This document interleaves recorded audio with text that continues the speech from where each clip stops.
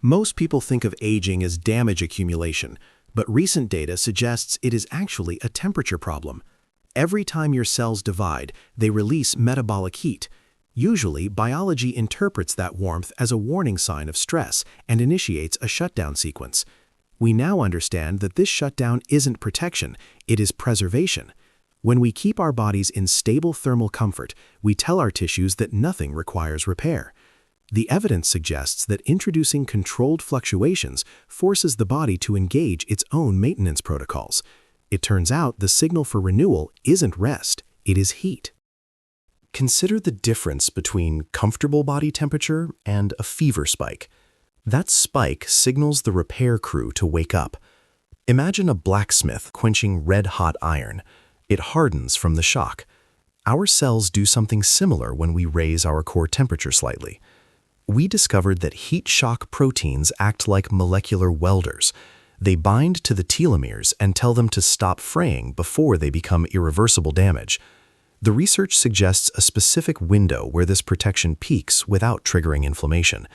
It implies we are constantly underclocking our biology by keeping ourselves too comfortable. We need to disturb that equilibrium slightly. But exactly how much heat is enough before we cross into danger territory? That threshold is the real question we have to solve next. So our cells aren't just passive victims of temperature shifts. They actually hunt for that specific rise in heat to signal a repair response.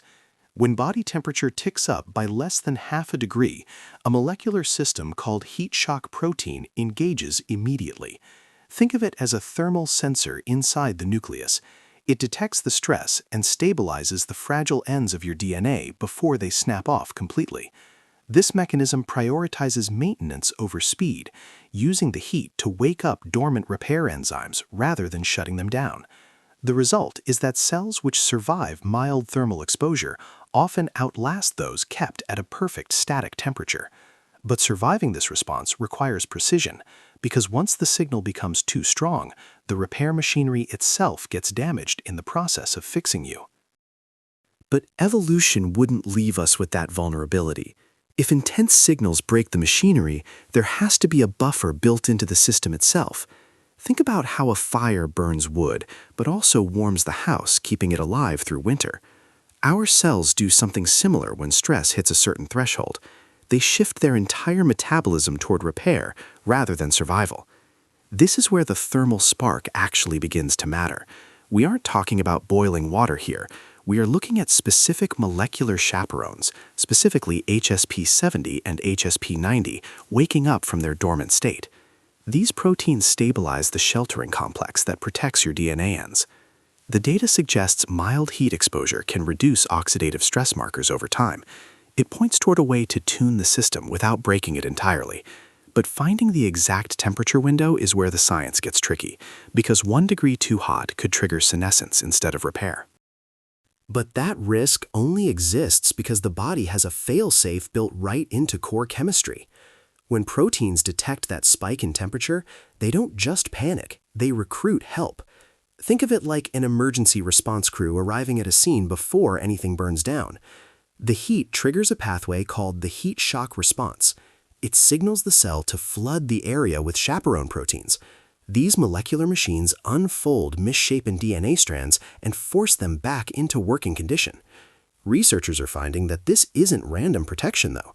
It looks like the cell uses the thermal energy itself to drive the repair cycle, almost like a battery recharging while it is running. But here is the part that keeps scientists up at night. We don't know how long they can keep this cycle running before constant repair work causes more damage than it heals. The body knows exactly where that line is drawn, and it seems to protect us from our own biology by limiting heat production without crossing a threshold that permanently shuts down the repair machinery itself. If limiting heat shuts down the machinery, then perhaps the absence of that limit is what allows it to work. It creates a paradox. Heat isn't just waste we need to manage. In this context, it's a command. Our cells interpret a temperature spike not as a catastrophe, but as a priority alert. Through something called heat shock protein 70, a specific repair team awakens when the body warms up by just a fraction of a degree. It acts like a molecular glue, holding the telomere protectors together so the DNA doesn't unravel at the tips. The data is clear. Mild elevation triggers this loop and delays aging markers significantly. But there is a danger point hidden in that narrow window. Eppel found that sustained warmth above a certain threshold doesn't just stop the clock, it tells the cell to surrender completely. We're standing on the edge of a thermal tipping point right now, and nobody knows exactly where that line is drawn. So the danger isn't just burning up, it's how the cell responds to the burn. If we treat every spike in heat as damage, we're looking at the wrong thing entirely. There is a specific threshold where thermal stress stops being destructive and starts acting like a command signal. It forces the machinery to tighten its grip on the DNA. We call this the heat shock response, but biologically, it looks more like a recalibration routine than a repair job. The body realizes that when things get hot, the connections need reinforcing. This is where the telomeres become flexible again, not just brittle ends waiting to snap. The question isn't how much heat kills us anymore. It's what happens when we stop fighting our own thermoregulation and start working with it instead. Instead, we find that heat creates a specific language between the mitochondria and the nucleus. It is not random burning, it is a precise communication protocol. Think of your body not as a static machine, but as a living ecosystem that thrives on fluctuation. This is where the concept of the thermal spark becomes biological reality. We are discovering that mild temperature spikes act like a signal flare, summoning heat shock proteins directly to the replication sites. These are not generic shields. They physically stabilize the shelterin complex, holding the telomeres together during division. It forces the cell into repair mode rather than survival mode. The data suggests this happens because thermal energy mimics the damage response pathway without causing actual fracture. But the protocol relies entirely on oscillation.